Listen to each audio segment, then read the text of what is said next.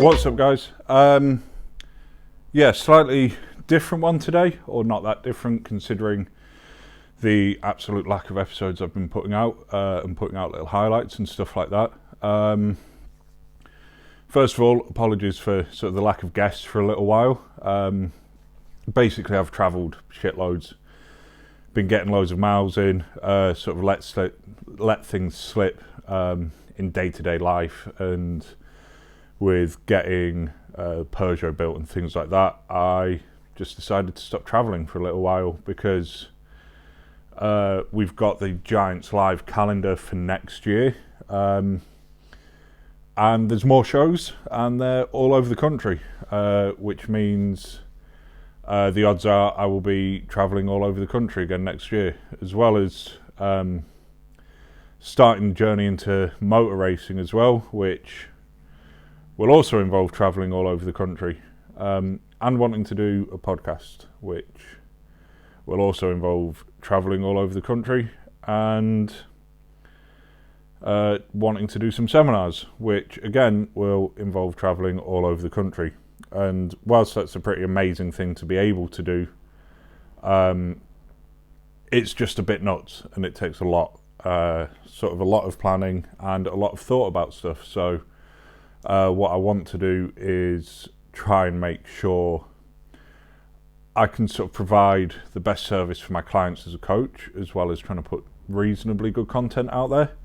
One thing I'm going to look at is doing some podcasts via Zoom as well. First of all, that stops me having to travel. It also means I can speak to people I wouldn't necessarily be able to travel to, either through cost or through people's schedules, or through various lockdowns around the world.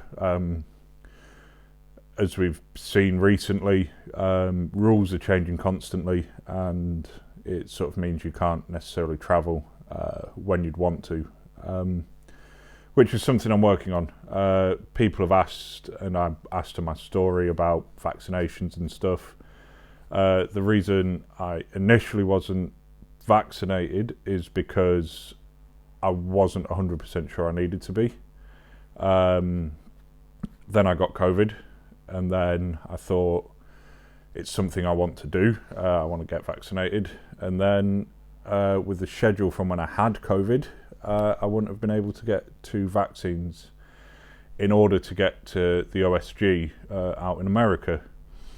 But you could travel using an NIE and a proof of recovery document. So I saw doctors, I got proof of recovery, loads of test results, all that sort of thing. And then like 3 days before we flew, they changed all the rules and decided none of that works anymore. So to prevent that, I've got my first jab, next one's in January. And that's because I will be at World's Strongest Man. I will be at OSG next year. I want to travel out with my athletes as much as possible. That's not just the Stoltman brothers either. You know, I'm really fortunate to be working with some amazing guys in a variety of sports, and I want to be able to offer my service around the world and be able to travel to people. I'd love to be able to do seminars around the world.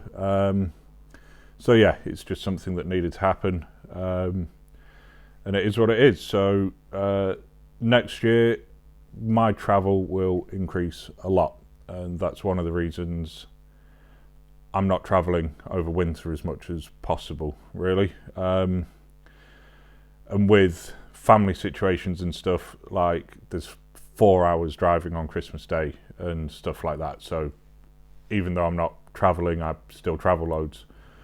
And with building the Peugeot, if there's parts, things like that, I'm going to travel to pick up parts because I want them. I want to get the car built. So yeah, whilst I'm not travelling, I'm still travelling quite a lot. With wanting to do things on Zoom, I want to try and ensure I can provide the best quality. I also want to be able to make more content, possibly following like the journey into racing, going through the car build with the guys over at Greenhill Performance. So that's why I've got this fluffy thing on my neck. I'm testing out using a lav mic. As you can see, I'm also using my normal boom mic that was very kindly lent to me by the Mulligan brothers. I'm using both because one of them might be really shit quality, so I don't want to invest 100% in chatting shit for an hour or so and then realise that the audio's toss and it was totally pointless. A few bits of sort of housekeeping things. People have mentioned about audio and volume and stuff. Part of the issue is I'm sort of hitting the peaky red line on the recording and on my computer when I edit it, and then YouTube compresses things. I've not really got my head around how to prevent that. If it is something I figure out, what I might do is maybe re-upload videos or go and look at how to improve the quality on things, but I'm just doing what I can. I'm not a podcaster. I'm just some bloke with a podcast. But yeah, I thought, I do Q&As on Instagram fairly regularly, and common themes are what's gone on this year, what's been going on, how I started coaching Luke, how I was working with Tom, how performances have gone, all of that. So I thought it would be a good opportunity. OSG's out the way, everything's sort of wrapping up for the year. It'd be a good opportunity to go through some things and see what we've got. So the first thing I want to look at is, I think it was World's Ultimate Strongman Bahrain. I was only coaching Tom at this point, and in all honesty, it wasn't really a high priority competition. It was something we just wanted to do. He'd not competed for a while due to COVID, so went out there and just competed. Sort of broke the ice a bit, got competing, got moving, figured out sort of from a psychological aspect what was missing, what we needed to work on. So it was a really useful show, but we didn't necessarily train super hard for it. And I think that's the thing people really forget with strongman and sport generally, is it's really hard, and there's only so much you can put like 100% effort into. So what we have to do is be selective and sort of pick and choose what we're going to use as training, competitions, and that's not to say they don't care about the show. It's about training to compete, because competing is a skill in itself, and there's some really strong people out there who are just shit at competing and will never sort of live up to what they're capable of because they don't compete enough and they're not willing to go to a show and maybe not put in their best performance, but they put in the best performance they can. And I know I've sort of tripped up on myself a bit there, but Tom in his prime is capable of winning any competition, but we went to Bahrain with the focus of trying to limit mistakes. If he makes mistakes, understanding what they are, learning how he can adapt to mistakes, adapt to new events, go through what he needs and what he doesn't need in competitions and backstage, what equipment he needs. So we're learning to compete. So the actual competition is less of a priority. It could have been almost anything, but the act of competing is what we were focusing on. That being said, it looked like a really good show. There's a mystery event, which was like a vertical arm over arm hoist sort of thing, which is a really interesting event, sort of old school strongman.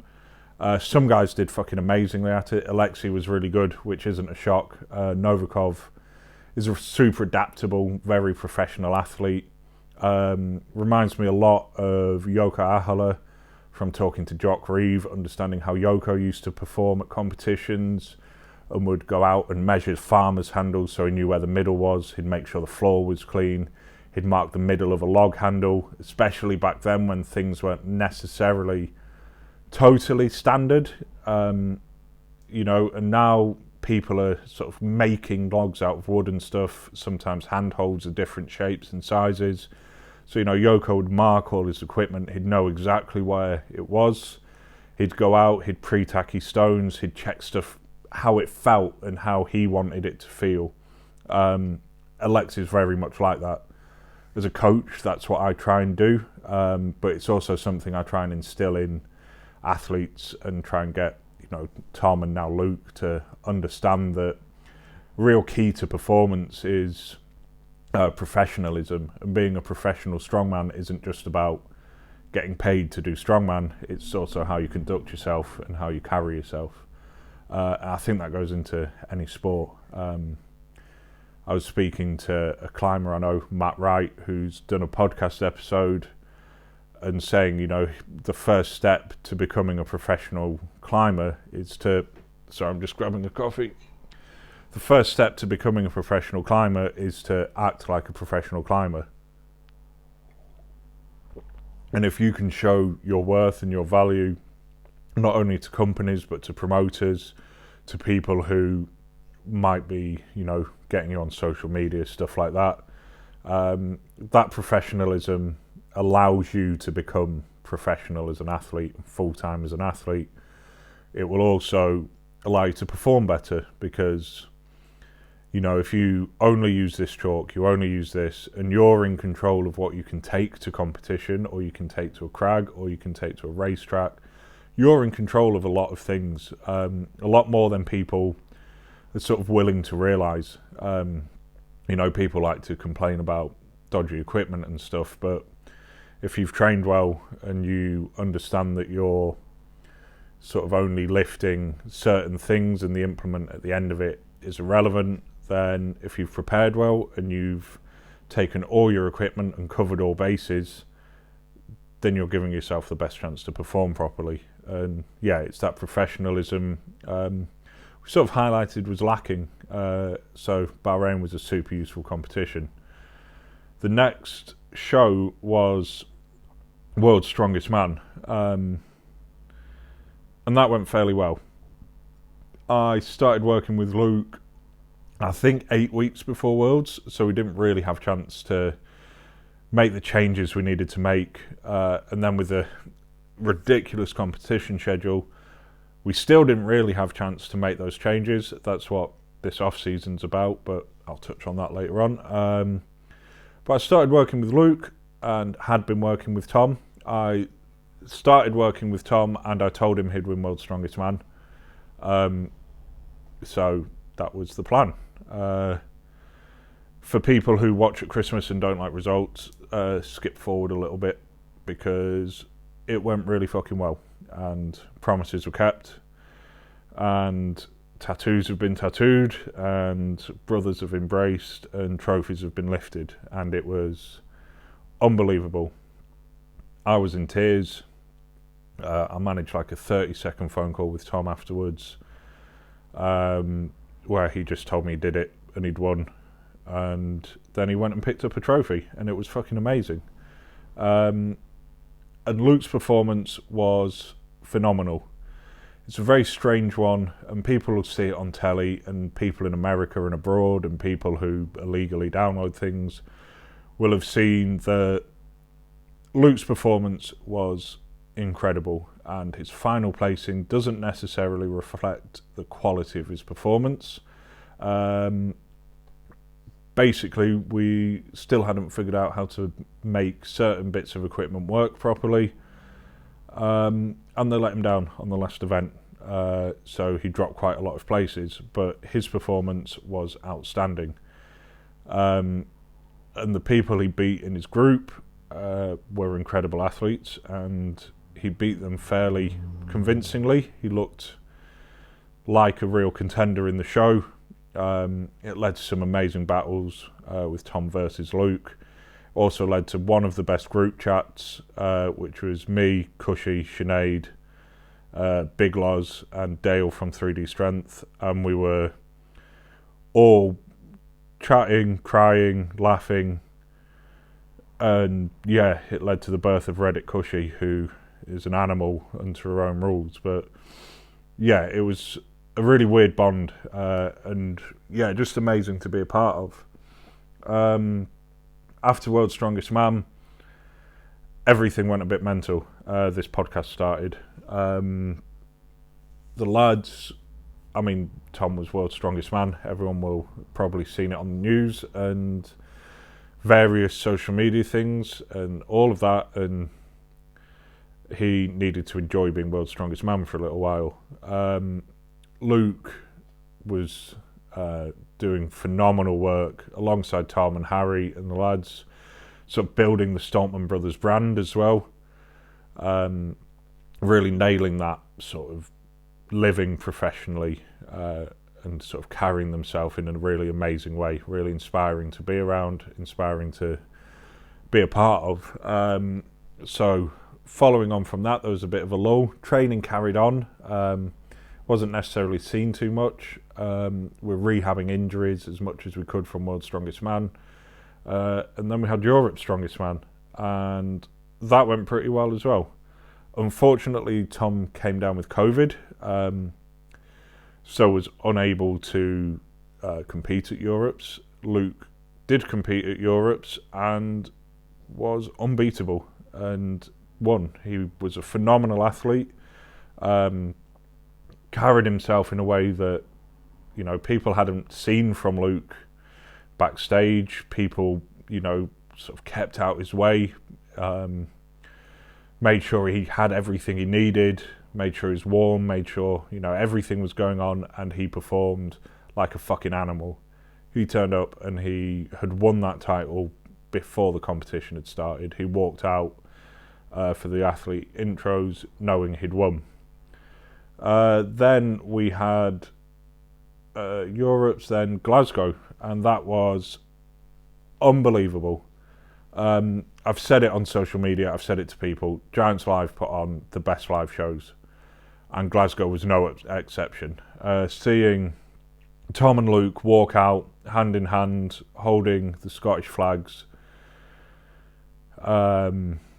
in Glasgow. Tom's a big Rangers supporter. He's very public about it. The city of Glasgow love him. They walked out and it was unreal. The guys performed fantastically. Kevin Ferry's performance on the Nickel Stones was incredible. There's an amazing battle with Evan Singleton, Tom and Luke, sort of trading points back and forth, really working hard. Tom was just incredible throughout the event. He split a world record on the log, and he split the world record with his brother, which is just incredible. To see, you know, the progress that he'd made and the passion that he'd put into putting on a good show in Glasgow for the crowds and for the people who'd come to support. It's just really cool to see. And then the Stones happened, and I'm sure everyone's seen every possible clip of the Stones, and it went tits up in a fairly major way. Tom decided to bounce some stones off each other, send them across the arena, and unbelievably, half a second later, Evan did the same. And it was just fucking wild. I've never seen it happen to two athletes in the same run. Amazing. And that led to Luke, who was just consistent and solid and really fucking good throughout the whole show, taking the win. So that's another win for the Stoltmans. Tom was second, Evan was third, and yeah, really amazing to see. Evan's a phenomenal athlete, and really look forward to seeing him push and battle and what he's capable of doing. Then I think it was the Arnold Expo, and from a public point of view, the lads got a lot of flack for it. I got a bit of flack for it, and at the end of the day, they almost shut down the Expo. They had to have security. They had to be constantly moved around because of people blocking fire exits. They had people lying and sitting on the floor for their talk.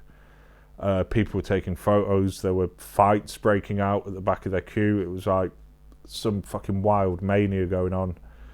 And I think on some level, no one expected it, because the Arnold, it's a bodybuilding show basically, and there were more people watching or talking to the Stoltman brothers than there were Dorian Yates, and it's a bodybuilding show in Birmingham. Like, it's his city, and people just went wild for the lads. And in retrospect, it probably would have been wise not to compete, but we had no idea what the fuck was going to happen, and that was the wildest reaction to Strongmen I've seen.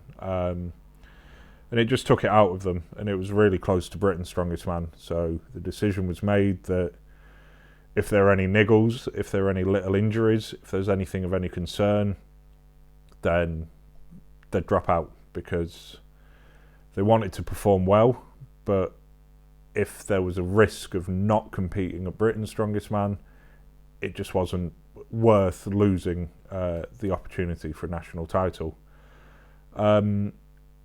After they dropped out, the lads went out into the crowd, saw loads of people, took loads of pictures, signed loads of stuff, and it was wild. In between events, they were out there taking photos. Again, they had to have security. People went nuts for them. So it's sort of assessing in future whether they're going to turn up at a show to compete, and all they do is turn up, compete, and then do everything afterwards. Or if it's an expo, maybe it's worth not necessarily competing at the show, but being there as the Stoltman brothers, and the people want to see them because they're really amazing people to be around. Then we had Britain's Strongest Man, and yet again, that went pretty well. Britain's is a major title. You've sort of got Worlds, Europes and Brits are the big ones for British and European athletes and strongmen in general. And yeah, Tom turned up like Luke turned up at Europe's. He looked like an absolute animal. He was focused.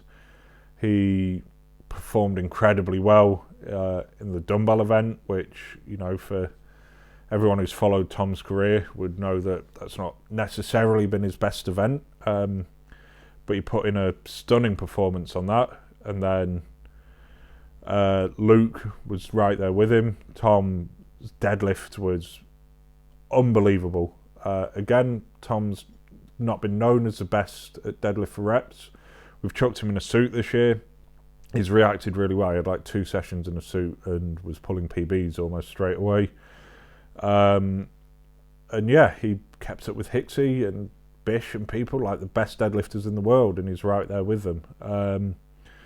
The loading was just rapid, and every event was just really good.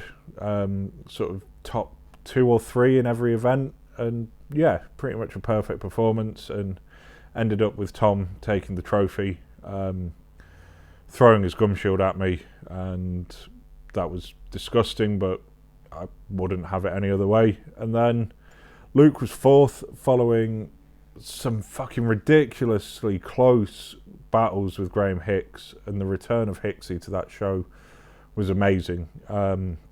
Seeing Hicksy compete at that level whilst he's still working full time, got a family, he's doing everything he's doing, it's just really good to see. And yeah, he pipped Luke on the stones and took the last podium spot. Bish was 2nd, he was the defending champion, so yeah, really great show, incredible atmosphere as always in Sheffield. It's sort of a weird arena where even if you're at the back of the crowd, you feel really close to everyone. And one thing I try and do at arena shows before they start is to just walk off to the back of the arena or fairly high up and just sit there and be in the atmosphere before it gets wild. And Sheffield, you just feel like you're on the stage and you're there with the guys. So really good atmosphere there. There's some newcomers to that show as well. Des Gahan and Shane Flowers performed really well. Didn't really make massive mistakes. Just, I think generally need to move all their numbers up a little bit, and they're going to be really competitive guys. They just performed well, moved really well through the events. So yeah, really good to see those guys. Mark Felix turned up as well and turned the fuck up. Old Mark Felix was back, and it was really good to see him compete like that. Paul O'Dwyer looked solid throughout. Paul Smith made a few daft mistakes, but showed, he's still there or thereabouts. And yeah, all in all, just a really good show, really good lineup. If I've missed anyone, I'm sorry. Andy Black as well. Fucking hell. Big Andy. Everyone just performed well. It was really good to see. It's good to see that, the levels are still there between, Tom, Luke, Hicksy and Bish. They're sort of a group unto their own. And then there's a bit of a middle pack and then the bottom pack. But those gaps are closing, and it's going to be really interesting to see what happens. After Britain's Strongest Man, the lads drove 8.5, 9 hours up the country, got home, did a bit of life stuff, I assume did loads of washing, repacked their bags and flew to Texas for the Rogue Invitational. It's the first year the Rogue Invitational has had Strongman, and it was incredible. Anything where Jan Todd's involved is going to be amazing. Seeing the trailer for Commissioner of Power and stuff like that, it's just incredible. Jan and Terry Todd are basically the reason Strongman's where it is, along with very few other people who share that passion. Dion Masters, Jock Reeve, Jamie Reeve, Marcel, all those guys who, sort of set IFSA up, ran IFSA, and now Darren and Colin taking over that, sort of pushing the sport forward, trying to bring it to the crowd, trying to see more people get Strongman to be more public. And yeah, sport's in a really good place, but the Rogue Invitational was amazing. The prize money was unbelievable as well. Rogue know how to put on a good show, and they know how to make some really good equipment. It's available to watch on their YouTube channel, so if you've not seen it, go and watch it, because I'm about to talk about it. The deadlift was really good. Tom came second to JF Caron. JF, one of the best deadlifters on the planet, so really nice to be in that position. Traditionally, Tom, as people know, will struggle with transitioning between different bits of equipment. So for the Giants live shows, we've been pulling on an axle all year, and at Rogue it was an elephant bar. He didn't pull on a normal bar for nearly 12 months, maybe a bit more, and he pulled 413 like it was pretty easy, fairly comfortable lift.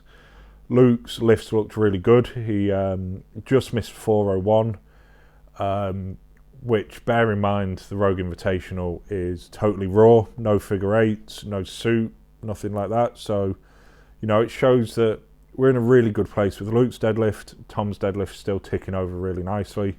Both of them are going to put some big numbers up next year. I'm really looking forward to seeing what they can do.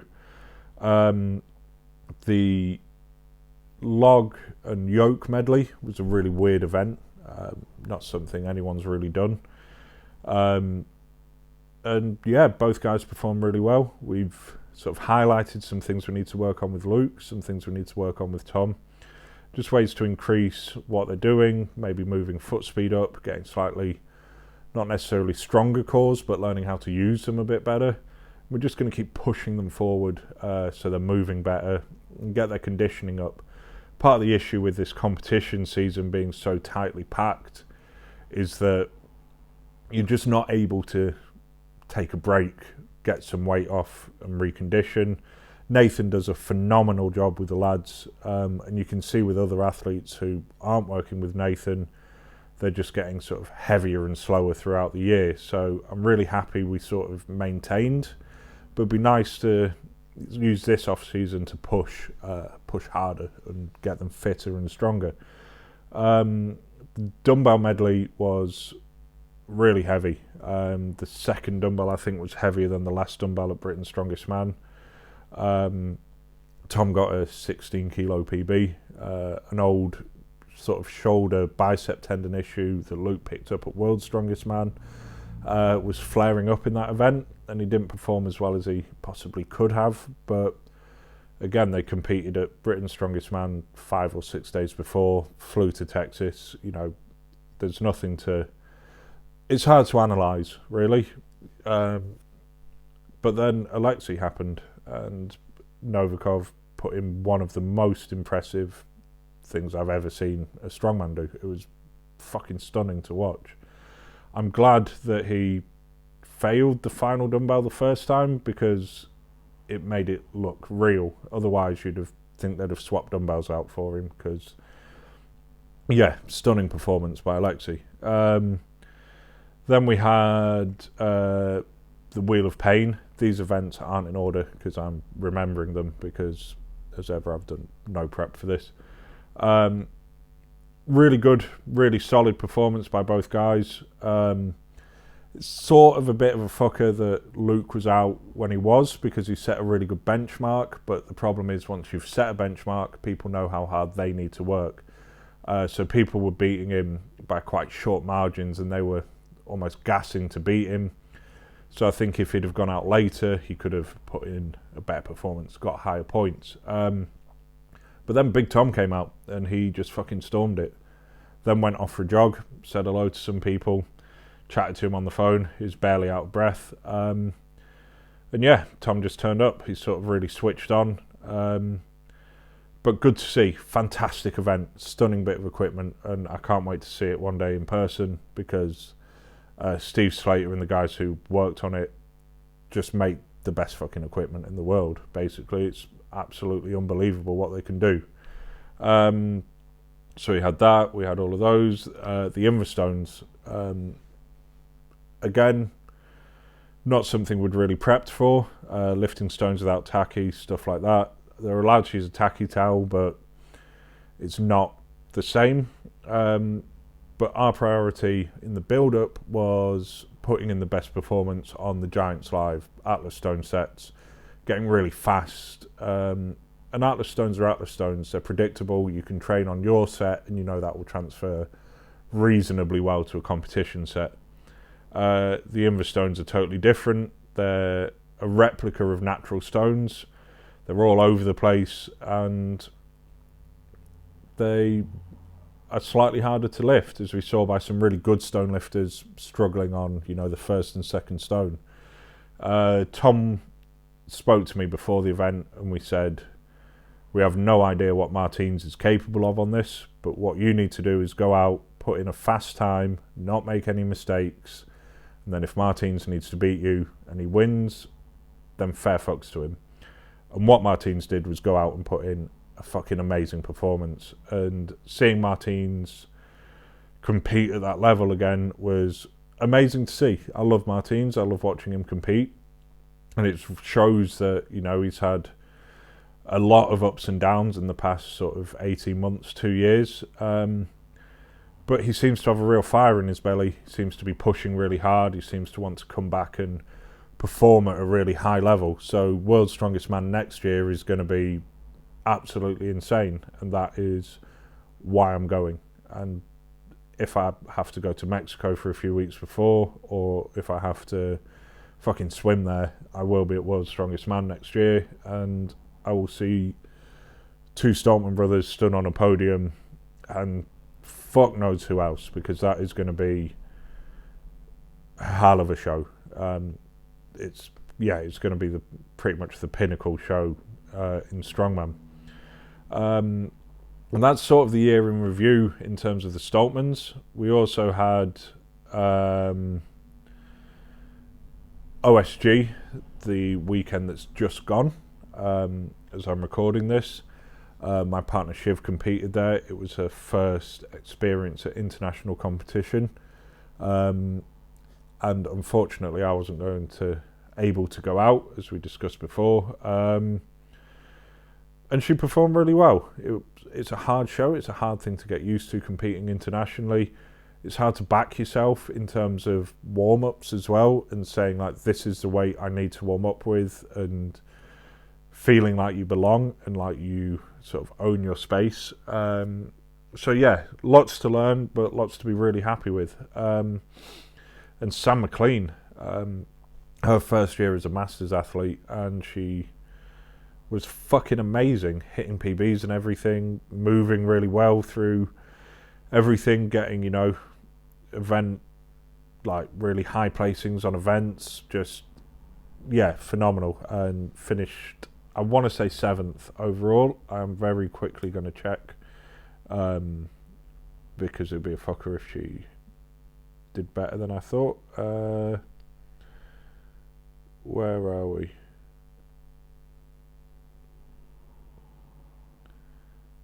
And conveniently, I can't find it. 7th overall. So yeah, really happy with how she performed and where she's come. And yeah, this year's been amazing. Next year will be even better. So I'm looking forward to getting a good off season together and seeing what she's capable of. The OSG in general is a phenomenal event. Colin and Darren do a great job with it, and very much Lynn Morehouse is the hero of the whole show, and I'm sure Lynn's wife as well. They both work tirelessly to get the best equipment to make sure everything's organised. We're in contact quite a lot with the issues that came about with the NIEs and presidential mandates shortly before a show, and he did literally everything he could to try and get people out there, trying to ensure athletes are out there. And yeah, hats off to them, because they've done a phenomenal job, and by all accounts the show was run really well. We had Big Loz and Radzi on commentary as well, and those guys did a phenomenal job. I think I almost enjoy Loz commentating as much as seeing Loz compete, and I used to love watching Loz compete. So it's really nice to see him fitting into the world of sport still, in, you know, still being high profile in Strongman. The only slight negative that I'll say with OSG is some of the refereeing was toss. Some of the calls were really bad, but that's something that I'm sure, given, you know, the people involved and the quality of the people running it, that won't happen again. I'm sure, you know, they'll clamp down on things, but when, you know, things are really close and points are really tight and things like that, and referees' calls are what are determining factors in overall results, it just, you know, it's a hard pill to swallow for some of the athletes, where if so-and-so hadn't been given a down signal on something, they could have podiumed, they could have finished in the top 10, you know, a lot could have changed, and for it to be decided by slightly dodgy refereeing is a shame. But that's, first of all, nothing to do with the athletes. If you get a down signal, you just put a fucking bar down or you drop a log. Like, you've got a down signal, it's not up to you to argue whether you locked it out or not. But yeah, that's literally the only criticism I could see from my sofa in England. But by all accounts, every other part of the show was absolutely amazing. All the athletes really well looked after. People felt at home. People felt like it was a good place to be. And again, I really cannot wait to get there next year as well. As you've noticed, there's a lot of getting there next year, and next year's going to be hectic. On top of all that, whilst we'll sort of finish Strongman for now, in fact, before I do that, what I'm going to do is quickly pull up the Giants Live page, and we will have a look at the arena tour. So, Giants Live Arenas next year, February 26th, Britain's Strongest Man. It's a really quick turnaround from Britain's Strongest Man, and some guys aren't necessarily going to have the time to make the improvements they need to make, but I think it's going to be a really close show. It's going to be really, you know, it's going to be some amazing battles between everyone in Sheffield again. So it's, if you can only go to one Giants Live show next year, I recommend Brits, just because of how intimate it feels. It feels really good. It's a massive crowd, huge atmosphere, but you still feel involved with it all. Then April 2nd, we have Europe's Strongest Man. That is in Leeds again. Again, Europe's, all the Giants Live shows are amazing. So if you can get to one, I recommend it. I really hope we see some new faces at Europe's. We know Pavlo Kordiaka has earned a Giants Live spot through winning OSG. I sincerely hope it's at Europe's because he's a fucking phenomenal athlete, super athletic, won Ukraine's Strongest Man 2020, so beat Novikov the year he won Worlds. People really like to cling on to that, and whilst he did beat him, you don't know how much effort Novikov put in, but you still beat him. Strongest in the Ukraine. Ukraine's a strong fucking country, and Pavlo is a phenomenal athlete and a really nice guy. And he puts up with me very badly speaking a mix of Ukrainian and Russian to him. So anyone who's willing to do that is good with me. Then Royal Albert Hall Strongman Classic, which is a show I missed off actually from the review. The lads got shit-faced and had a really good time and talked to the crowd, had fun, enjoyed it. So there's not a huge amount to say. But next year should be a really good show. That is in July. Then August, there is a Giants Live Open. I think in terms of like the calendar or the titles of the show, that will probably be replacing Manchester. But this show's in Cardiff. It'll be a really good show, really sort of good crowds. Be really interesting to see what happens there. First time Giants Live in Wales, I think. So expect to see some really good battles, some fucking loud noise, and the Welsh are nuts, so it's going to be really interesting to see. Returning to the Arnold in September as well. It's really cool to see Strongman on a stage, actually elevated, and see what's going on. And the way everything's set up, the Arnold felt like a strength expo. It didn't feel like bodybuilding necessarily, so really recommend going to that. World Tour Finals in Glasgow.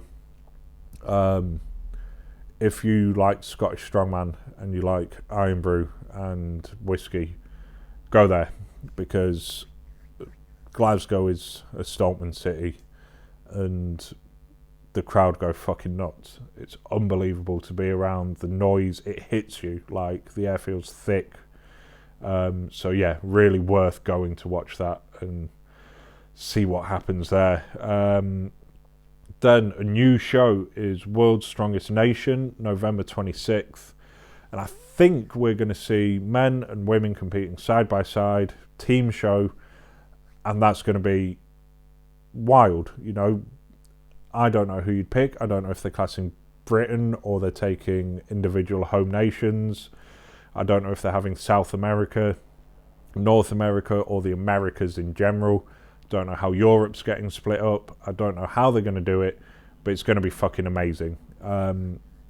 I think probably Ukraine's the country to beat. Olga Liatchuk is just a ridiculously good athlete. Pavlo and Alexei, they've got everyone at every level. But then you come to England, there's some incredible athletes. You've got the likes of Bish, you've got Donna Moore, you've got Rebecca Roberts, who's Welsh. So it's if it's England, Wales, Scotland, there's going to be some amazing battles, within those nations.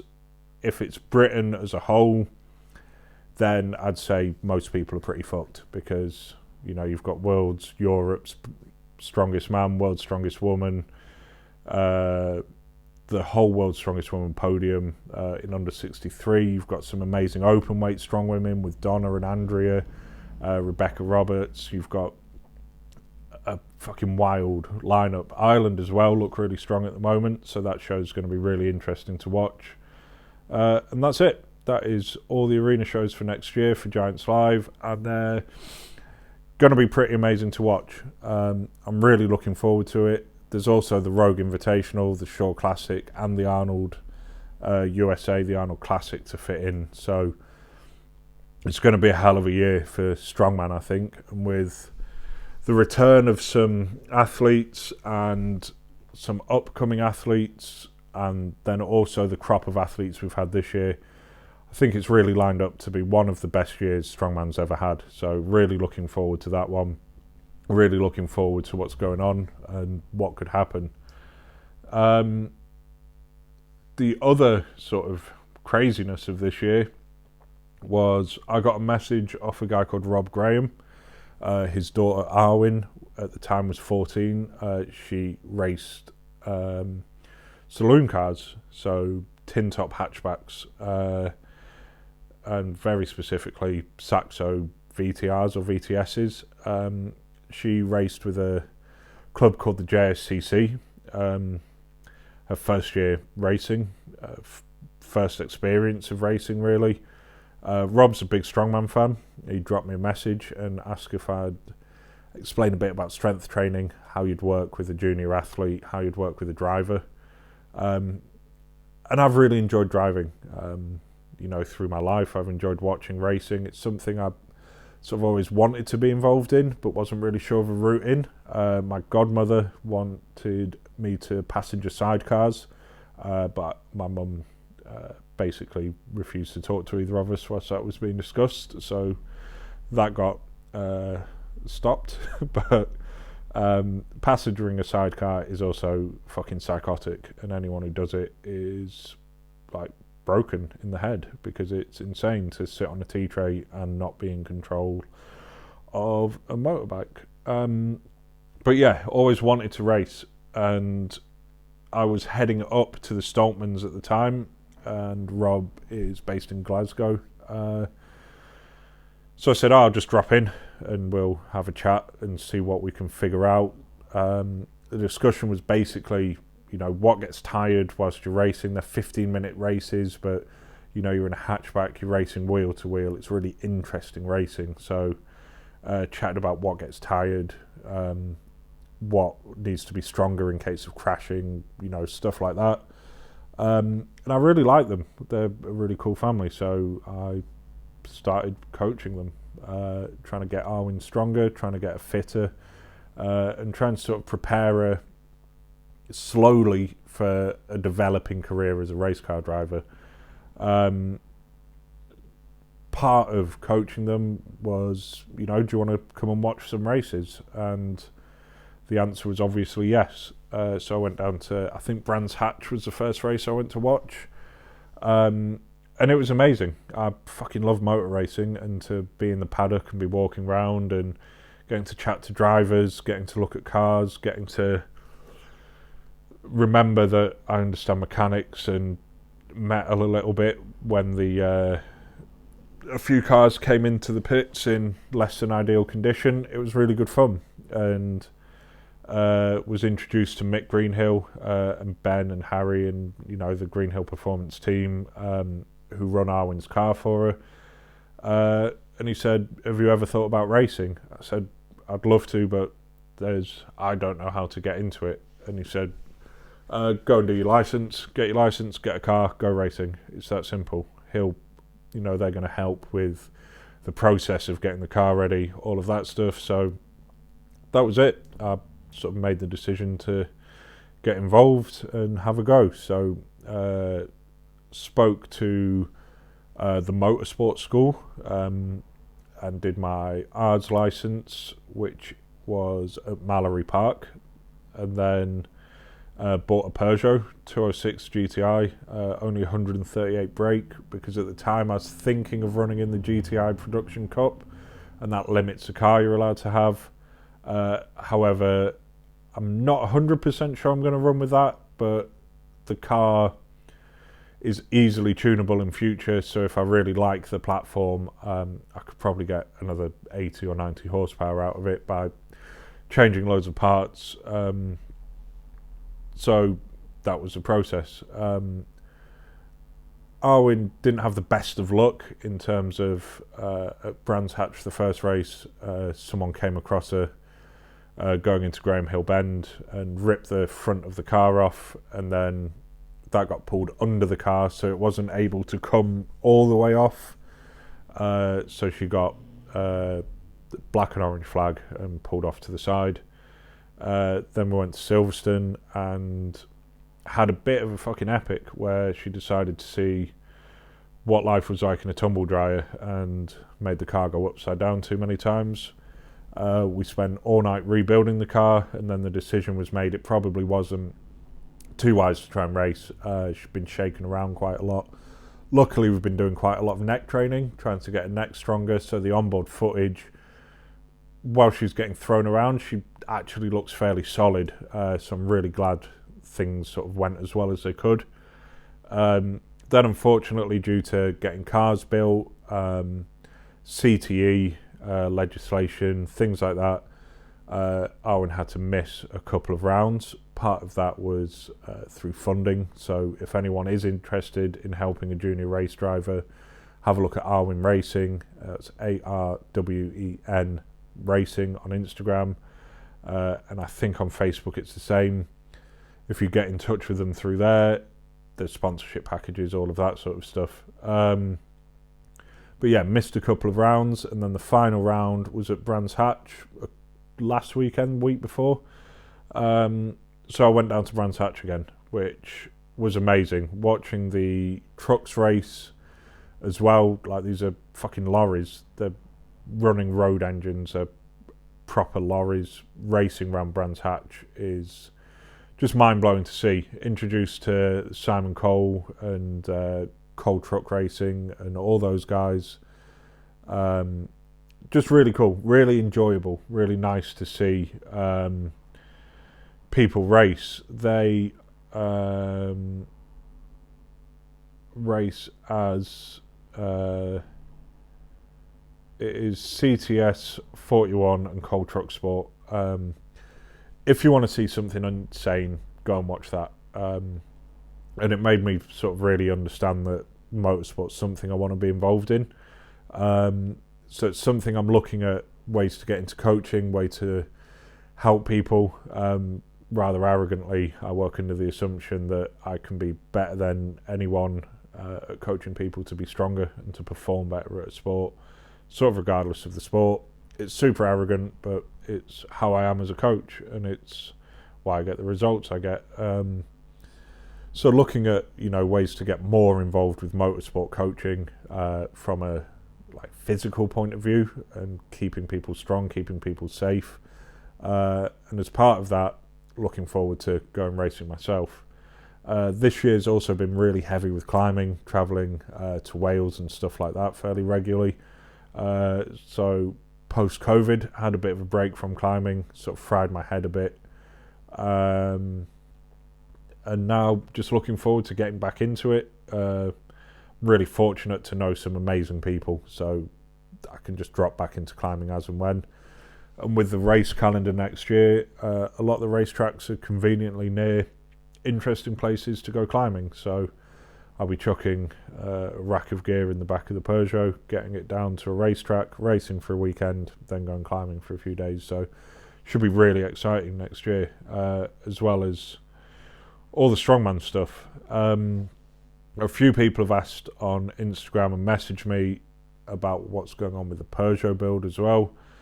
Currently it is in quite a few pieces. Some of those pieces are in the kitchen, but we're basically at the stage where there's a couple of parts left for me to take out, so taking the air conditioning out, and then it's time to get it on the back of a flatbed over to Greenhill Performance, and then it should be a relatively smooth process of sort of fitting the roll cage, fitting new suspension, fitting a fire extinguisher, fitting the pull cords and stuff like that, putting the dashboard back in and ready to go testing.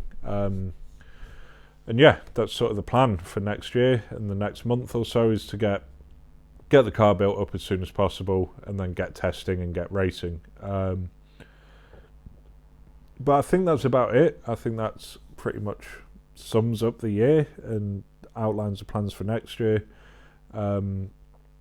So yeah, if people want to get in touch with me about coaching, drop me a message on Instagram. If you want to get in touch with me about giving me free stuff for a race car or buying me a Tesla, also Instagram. There's Greenhill Performance. If you want to get people involved in racing, I would talk to those guys. The JSCC, really good for junior racing. And Arwen Graham or Arwen Racing, if you want to support a junior racing driver, that'd be really cool. But But yeah, that's about it. Thank you for listening. I doubt anyone's really bothered to listen to me ramble on just talking bollocks for this long, but if you had, thank you. And yeah, I appreciate it. I appreciate people messaging me, just bits of concern, just wanting to chat, questions, answering Q&As, all of that stuff. It's really good fun. And yeah, I hope people enjoy this, enjoy what they're doing, and look forward to 2022 and seeing some Stoltman brothers stood on top of every fucking podium they want to be. Right, thanks guys.